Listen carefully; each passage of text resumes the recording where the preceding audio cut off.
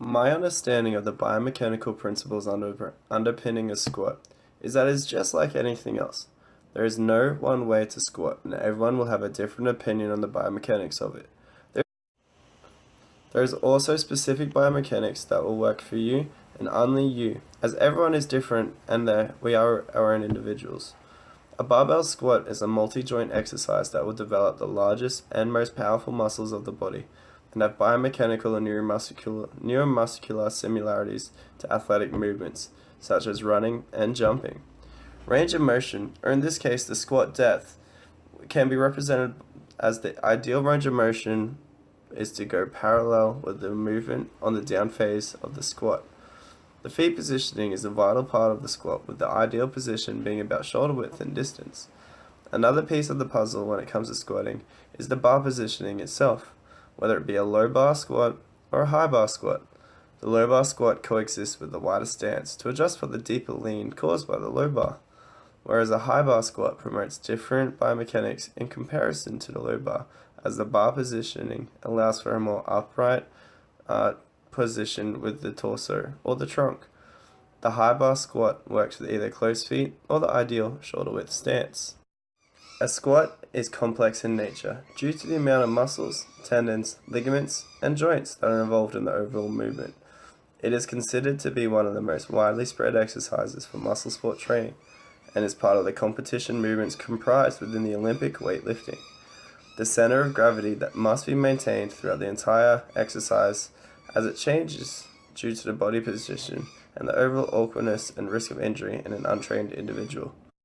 The barbell squat is a large, compound weightlifting movement, and it is performed by placing the feet shoulder width apart and the barbell to be placed over the traps, which properly distributes the weight.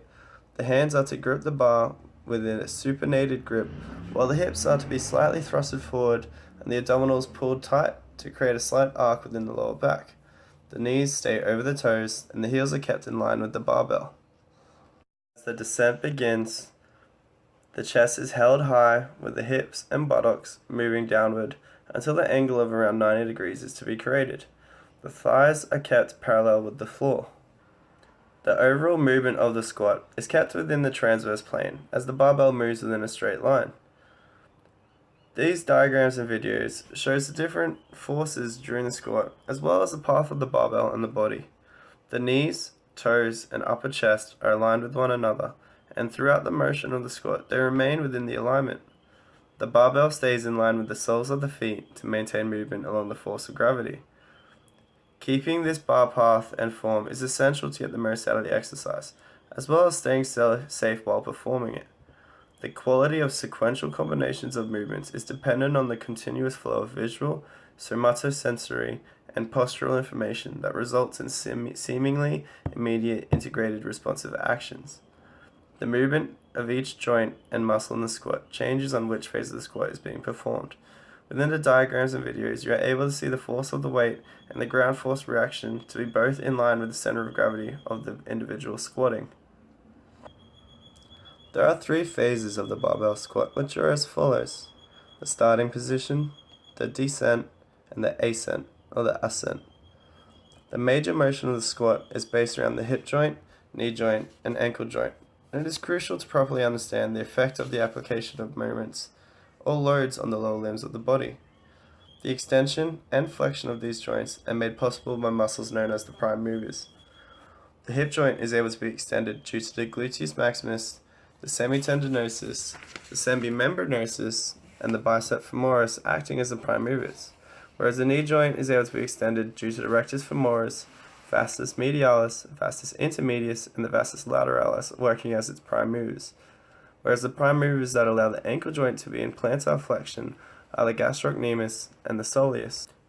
It is important to also note that during the squat, the pelvic girdle must be kept stabilized as it has the ability to move forwards, backwards, and side to side along several different axes.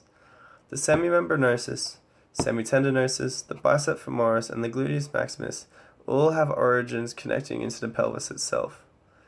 The pelvis must always be working to stabilize itself, which calls for recruitment of the spinal extension muscles and the abdominal muscles, which are able to provide a counterbalance force and keep the trunk steady. Joints used for force distribution in the position 1 are the hip joint, knee joint, ankle joint, and toes. The hips are anteriorly rotated and in slight flexion as it creates the overall squat position of the buttocks being pushed backwards and the upper body being forced forwards. This allows the weight to be vertically aligned within the center of mass and the center of gravity. The knee has a slight flexion as it is in a bent position of about 150 degrees. The ankle joint is held in its neutral position with the feet planted firmly on the floor. Progressing into the phase 2, the position of the joints and muscles begin to change throughout the beginning of the descent. During this phase, the hip joint is in flexion and the joints are all put under stress due to the descent phase of the squat. The hip joint is posteriorly rotated to balance the weight of the barbell. This is due to the fact that the lower the body moves, the lower the center of mass moves. To keep balanced, the weight must stay aligned with the center of mass and the center of gravity, thus keeping the movement on the same vertical axis as before. To be able to maintain this balance, the knees flex throughout the descent until it reaches about a 90-degree angle. Muscles in the lower extremity produce the power to be able to lift the weight back into the starting position. During the ascent phase, the body works to keep the squatter properly balanced. Lateral and medial rotation may occur as the glutes and hamstrings begin to contract to elevate the body. This results in the contraction of the hip joint muscles in order to neutralize the undesired rotation. As the knee joint extends, the quadriceps contract and create tension on the patella, and most knee injuries are due to muscular imbalance between the vastus lateralis and the vastus medialis. This imbalance causes an uneven force along the patellar tendon, making it susceptible to injury. Some speculate that muscle recruitment on the squat can be altered by a change of feet position, but this claim is false, as rotating the feet into different angles does not change the muscle groups active in a squat. This is proven in a study conducted by Boyden, Kingman, and Dyson, as they found the surface electromyographic activity of the vastus medialis, vastus lateralis, and rectus femoris on the right leg results in an analysis of variance indicated that the foot rotation positions did not influence the mean peak activity or mean duration of activity of any of these three muscles. The mechanics of the squat is greatly governed by the location of center of gravity throughout the exercise. Gravity aids in the descent portion of the squat as it helps the squatter to maintain balance throughout its descent. The center of gravity will change as it goes through the motion of the squat. As the squatter descends, the center of gravity is also lowered with them. One must keep the line of gravity straight and aligned with the line of support to maintain balance throughout the descent. This will help maintain balance and form throughout this whole phase of the squat. Overall, the barbell squat is one of the best exercises to perform by anyone. However, its ability to activate so many muscle groups come from its complexity of the exercise. The biomechanics of the squat require the mastery of the technique of squatting to prevent injury, but when mastered, the results can be phenomenal. Analyzing one of our group members, we can break up the squat into its three phases, and it is possible for us to see that the performer demonstrating phase 1 has strengths in regard to their feet position, bar placement, and hand placement, which should all technically line up with the recommended technique that follows the center of mass and center of gravity lines. Now, as the descent begins, it is possible to see that the performer's chest begins to drop, as well as his head position is looking downwards, whereas his hips movements, his knee movements, and his ankle movements appear to be strong and require minimal adjustments. The ascent phase of the squat shows a good generation of force with a strong and stable base of support.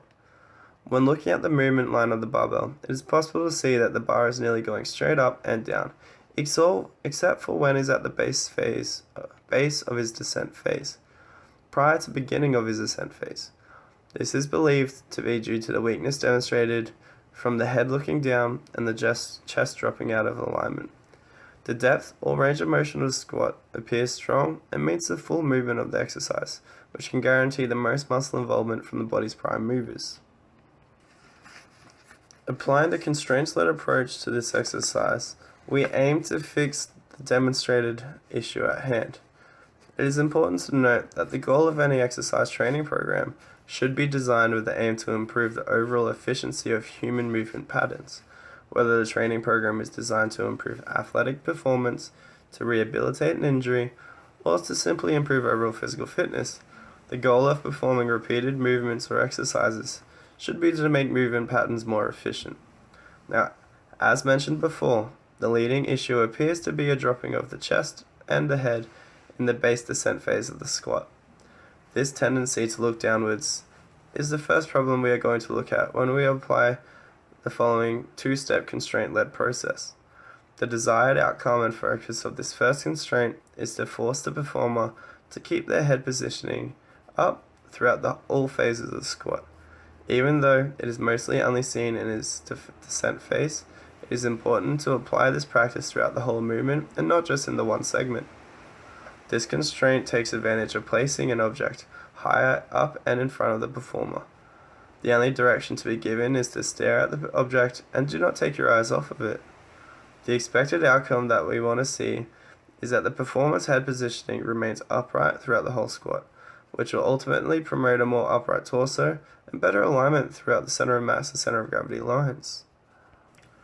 Moving into the second constraint, we introduce a bench or a chair if you don't have a bench underneath the performer, and this will be used to focus and look at the range of motion and the drooping of the chest at the base of the descent phase.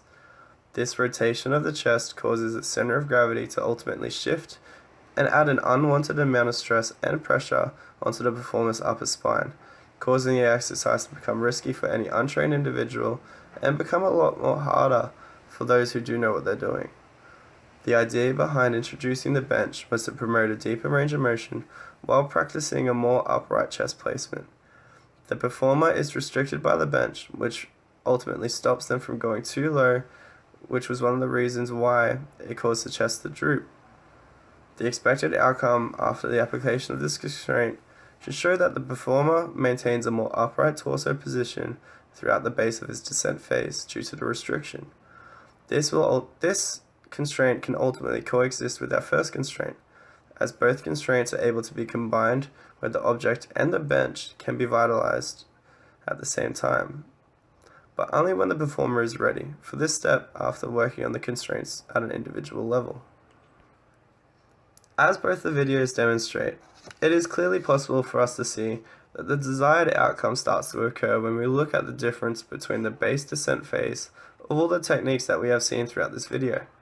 It is clearly visible that due to the applied constraints, we can see a decrease in the head and chest dropping with a higher promotion of the torso alignment in regard to the center of mass and center of gravity.